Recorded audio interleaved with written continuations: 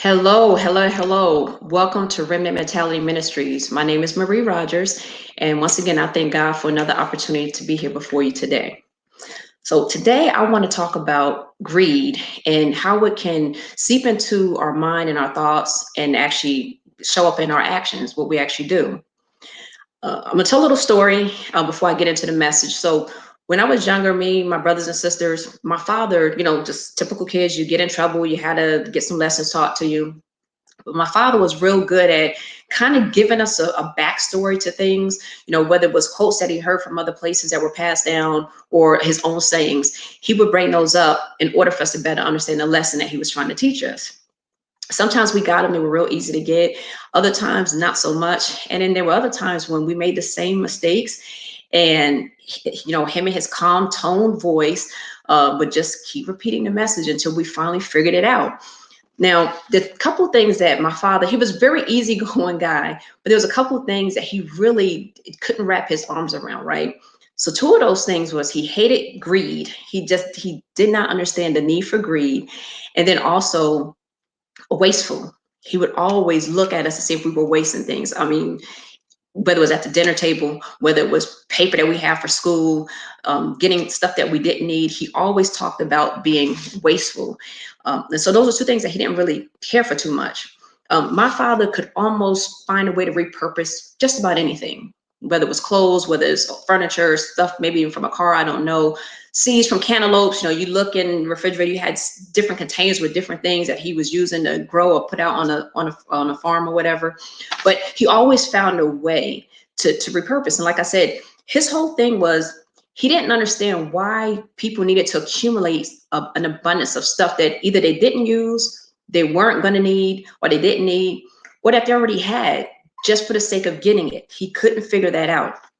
So whenever we ask him for things, we always had to be prepared for 4 or 5 series of questions before we get an answer, if we got an answer, or get a straight no. So you never really want to ask him when you needed the answer right away, because if it's a hurry, it may be no if he didn't have time to think about it.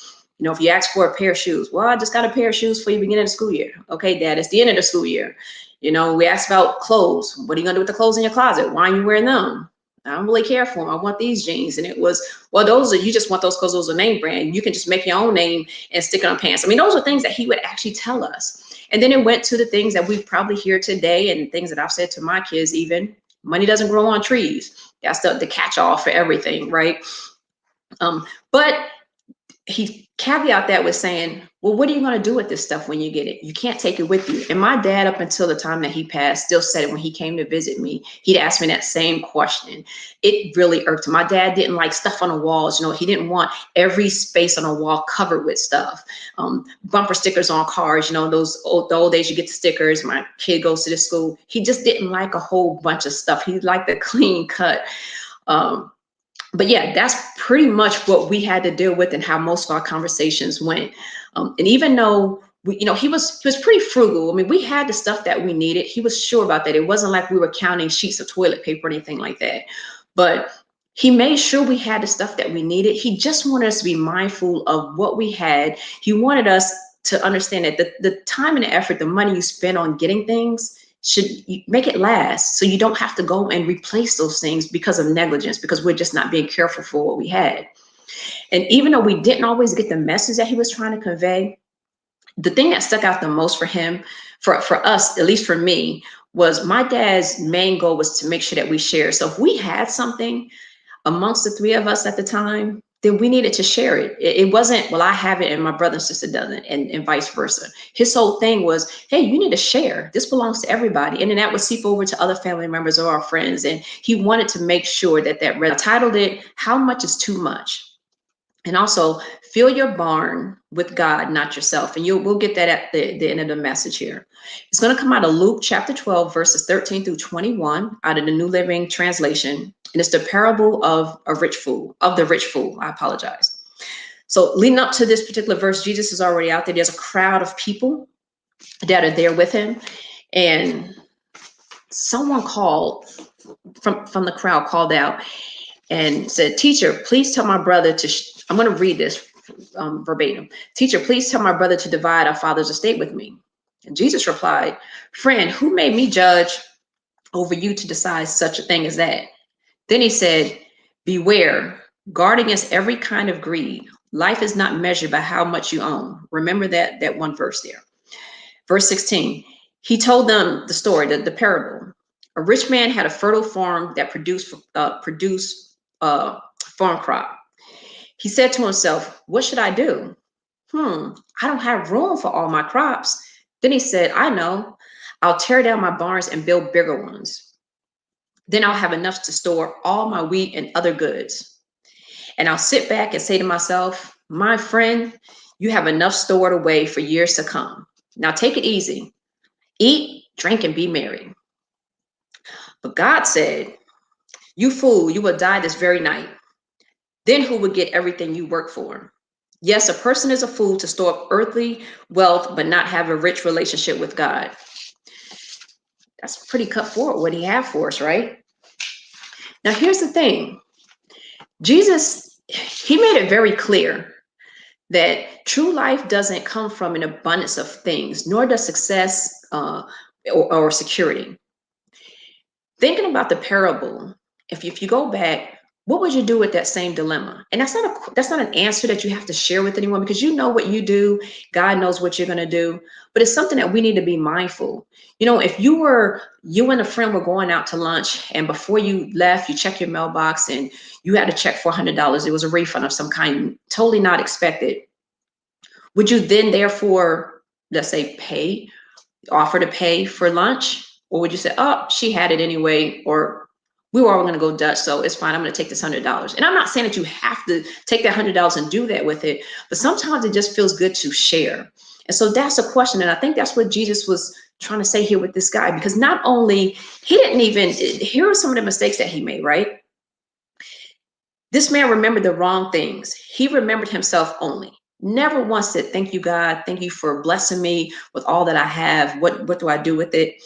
He forgot his neighbors. Not only did he not even think about the ones that didn't have much, how about the ones that may not have had any? He never even concerned himself with that. He also forgot his time on earth would eventually come to an end. Look, we're not here forever. And like my dad used to always say, same thing Jesus would say, what are you going to do with this stuff when you leave? You can't take it with you. And what ends up happening in those cases, probably the very same people that you try to keep those things from will be the very same people that end up getting those things. So share. John 6:12 says, after everyone was full, Jesus told his disciples to gather the leftovers so nothing is wasted. This was after he already fed 5,000 people. There was still stuff left over. Jesus still was wise. And what he said is, hey, look, we can still use that. We have some more people to feed. We got some other things that we need to do. We're not going to be wasteful. So even Jesus knew we don't need to be wasteful. We don't need an overabundance of stuff just to have it. To do what with? There's some people that can do good things with the stuff that we can't use. The other verse in Proverbs 15, chapter 15, verse 27, greed brings grief to the whole family, but those who hate bribes will live. Look, if you're greedy as a head of the household, what kind of message are we sending to our children or people that come into our household or people that we're around? We don't need to be greedy. There is enough to go around. We just have to be mindful of that and be willing to share. God shares with us, he blesses us, and we'll see the more sometimes that we get blessed, the more that we'll continue to get blessed when we bless others. That was the other little kicker that my dad used to say, you're blessed when you can bless others, right? So the things that we have, Jesus is not saying, hey, look, I don't want you to have anything. That's not the whole concept behind this. But an overabundance of things, when do we know it's too much? And it's going to differ from every person. I can't say, well, Johnny over here has 5 houses. Why can't I have 5 houses? Well, Johnny may has 20 kids and I have none at the time. Why would I need 5 houses when someone else needs a house? We can break that down to anything, whether it's clothes, whether it's jewelry, whether it's purses, because we all, I'm sure, at least for me, I'll speak for myself, have at some point in my life, I've accumulated things that I didn't need. Why? Because it was the thing to do, it was the thing to have. And I will be honest with you, I can't tell you what half of that stuff is at now. Probably 90% of that stuff. And it wasn't even more than 5-10 years ago. I don't have any of that stuff. So share. Other people can use it. Other people need it. That's the whole point. Look, here's the thing. No matter how much stuff we have, how much wealth we've accumulated, how much furniture, how many jewelry, how many awards, none of that stuff extends our life here on earth. None of it.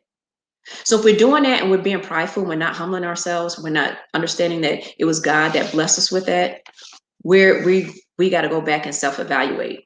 We have to go back if we think that we have this stuff and it was all on us. This is why we have it, because it isn't. So I really hope that you got something from this. This is a good lesson, really, a good story to pass down to kids, especially, and see just how fast we get things. It can go away, be taken from us just as fast, if not faster. So don't get caught up in the things that we have. Don't start looking at ourselves and believing that it's all on us that we got it. Let's just share the wealth. Again, I hope this resonated with y'all. If this message or any other of the other messages on Remnant Mentality has resonated, please like, comment, share, and go on YouTube and subscribe. We're on all social media platforms, so Facebook, YouTube, Twitter, and Instagram.